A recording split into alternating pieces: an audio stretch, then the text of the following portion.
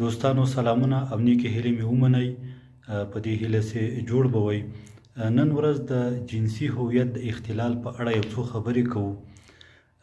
دا چې جنسي هویت څه دی، جنسي هویت کې ولې ګډوډي رامنځته کیږي او د دې ستونزې د مخنیوي لپاره کومې لارې چارې شته.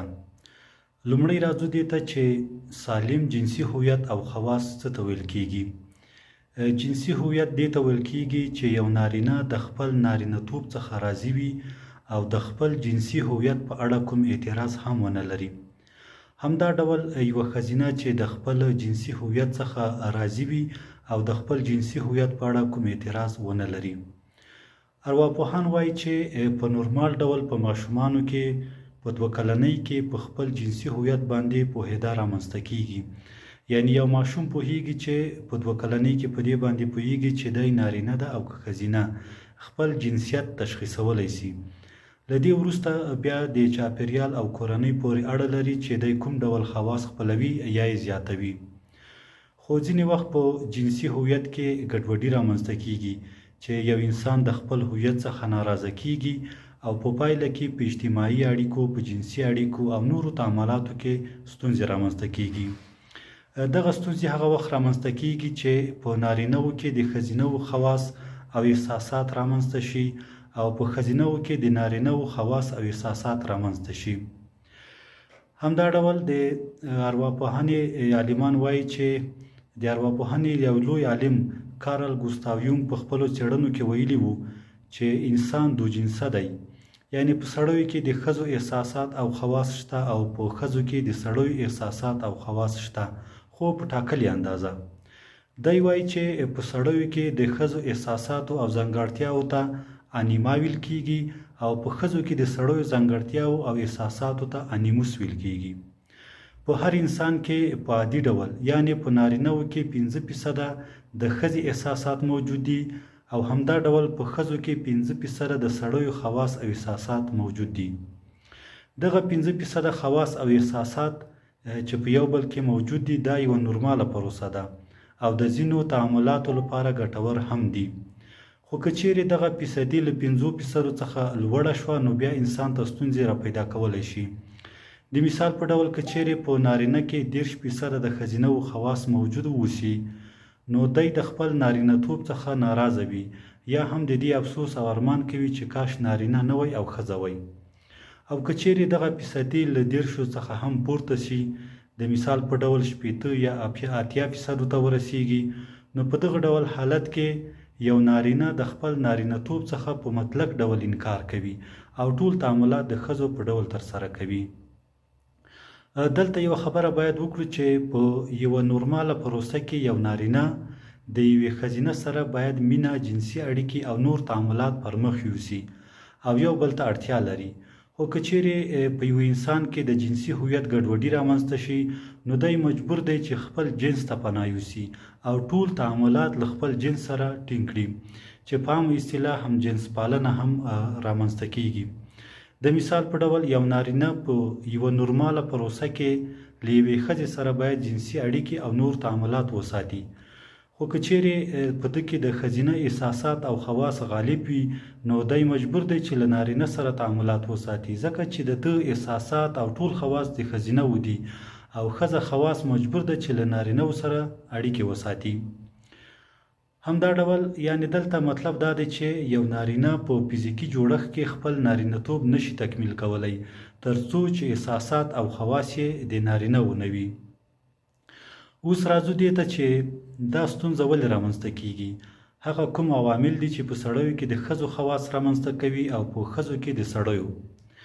یوه خبره په انسانانو کې د هورمونونو د جوړښت خبره ده.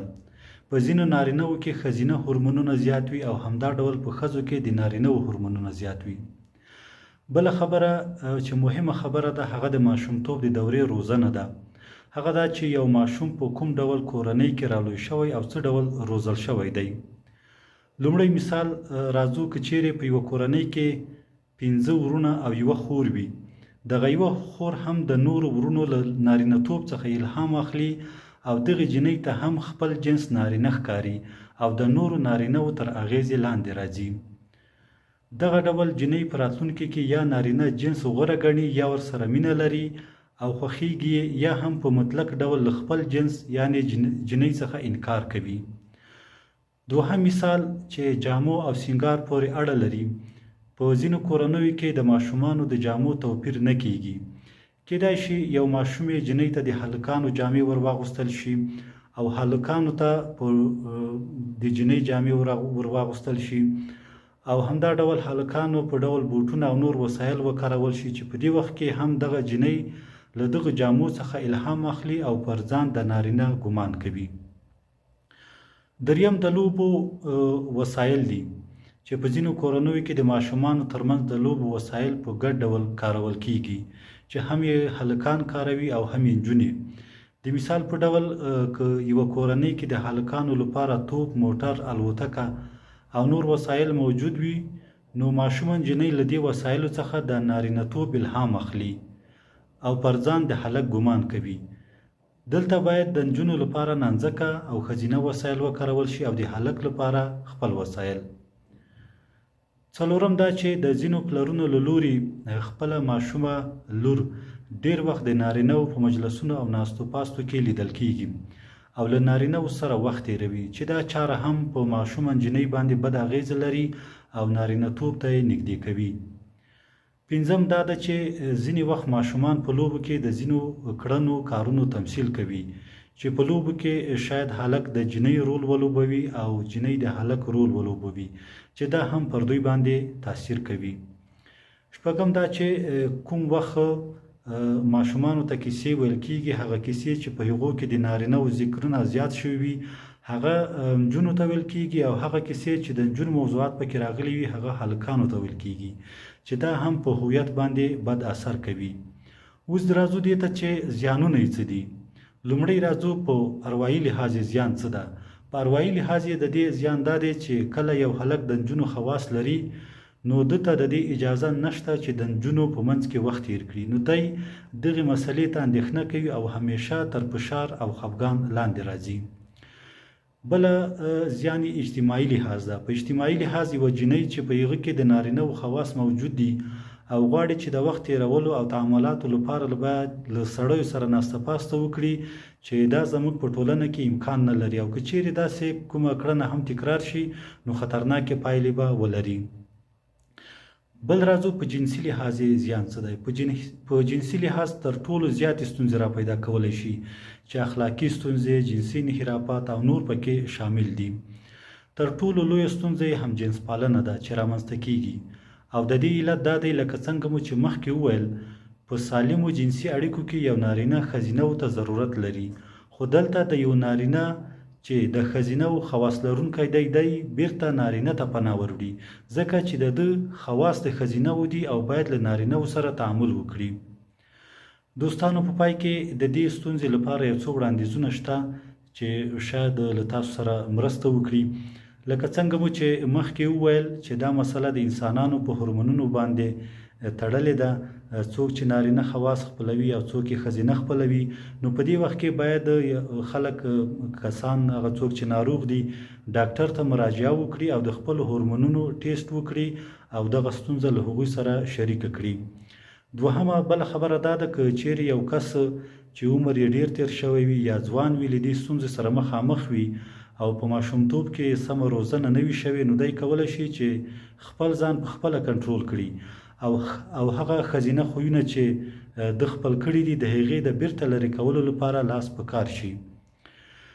لومړی اقدام دا دی چې خپل ښځینه فکر له ذهن څخه لرې کړي او په ځان د یو نارینه فکر وکړي او بله دا ده چې له نارینه‌و سره تعاملات او راشه درشه زیاته کړي چې په دې سره یې فکر له ښځینه خواصو څخه اوړي او بیرته د نارینه‌و خواص خپلولی شي.